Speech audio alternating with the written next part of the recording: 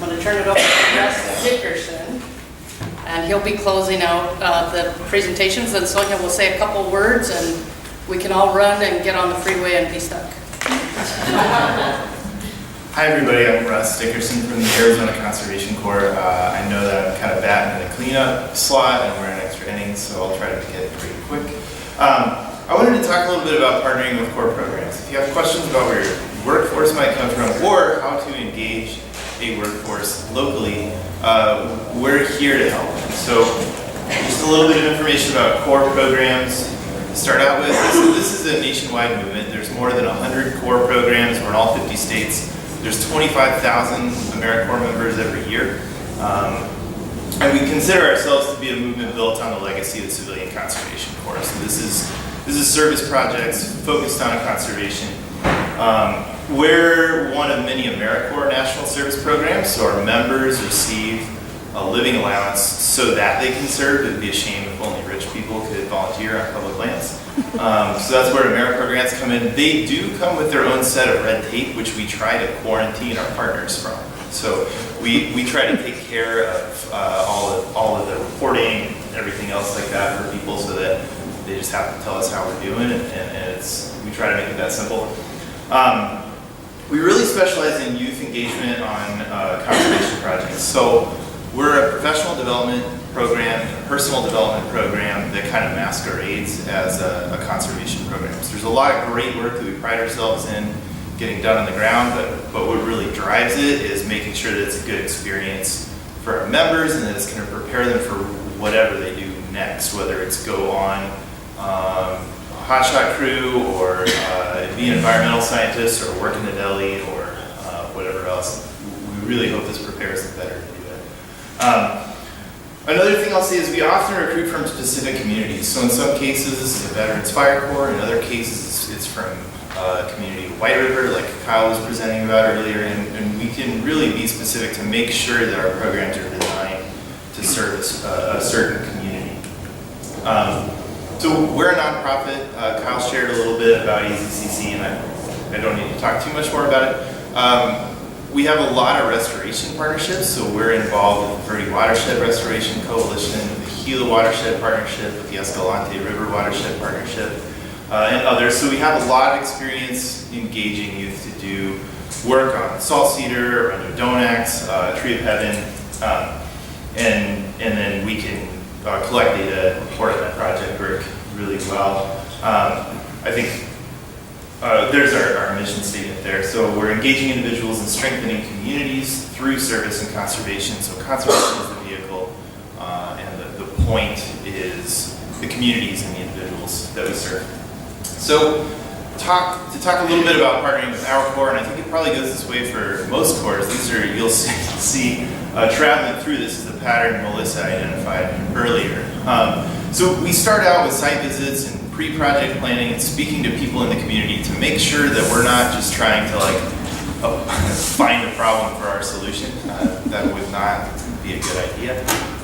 And to make sure that what we can provide is a good fit for that community. So our programming in the White Mountains looks different from our programming in Tucson. And we try to make sure that we're working with partners in our communities to put together a solution that's going to serve their needs for conservation and for the people there. So then next, we operate on cooperating agreements rather than contracts. So that makes it a little bit different. We're agreeing to work a certain number of hours on the project and engage a certain number of people in that project work. We can give you good ideas about how much we think we're going to get done. But if we finish ahead of time, we're still yours. So we keep working and trying to do extra credit. If on the off chance we hadn't completed the project, we try to identify what those obstacles are. We try to make it right and make sure that we're set up for success the next time we give it a shot. We then go out and recruit in the community. So for some of our crews, it's just a national recruitment effort. We post them on our website and see who shows up. In other cases, Kyle's pounding on doors and finding people that our program would serve well. Then we start identifying a good time to do the work. I should mention, we're a fee-for-service organization, so there's a weekly rate that's set up. We bring a fair amount of match, so if you're trying to pair some non-federal match for grants, we bring that to the table, can make that easy. And then we'll work with you on project planning, and only then do boots hit the ground. We make sure that it's well planned and we complete that project on time. And then we do evaluations to make sure that everything's working right and we can report to all of our funders. And then after the fact, we invoice for the project. So one area of focus for us over the last few years has been working with Native communities. There's a lot of different ways we do this because there's a lot of different Native communities we're working with. So we do have an Ancestral Lands program. There are offices for our Ancestral Lands program in Acoma, Zuni, Gallup, and at Hopi. But then we also have some ancestral offerings within Arizona Conservation Corps. We've done Cruise the Grand Canyon, we've done interns, we've worked on the Tonto National Forest as an Ancestral Lands program. And there's a few things that distinguish that from some of the other tribal engagement that we do. The Ancestral Lands Cruiser, like it's kind of its own model, so if it's the right fit for your community, we'll talk to you more about it and you'll kind of know. So it focuses on community development, elements of ownership, stewardship, and identifying community leaders who can then become champions in that community and make sure that the community is informing our programming. There's elements of tribal sovereignty and exploring that as a group, cultural revitalization, empowering Native youth for success, and then preparing leaders. So that's all stuff that we need help with from communities that we serve.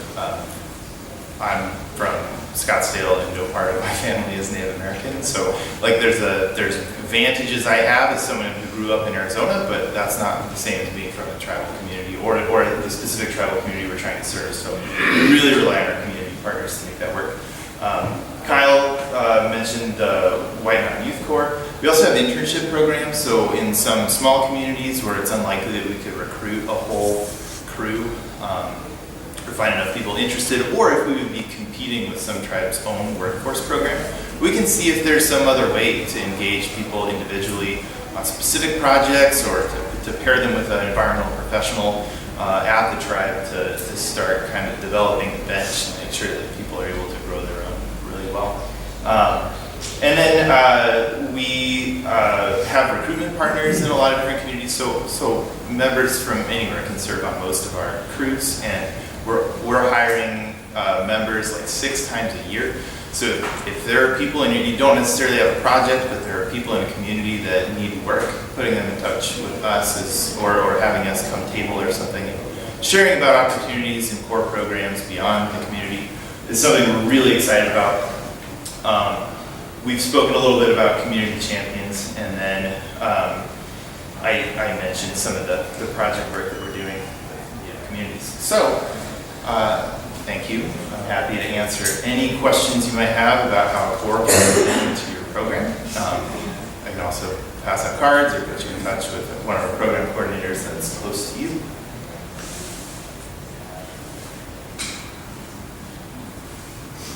Seems like maybe we should get out of here. So I'll turn it back.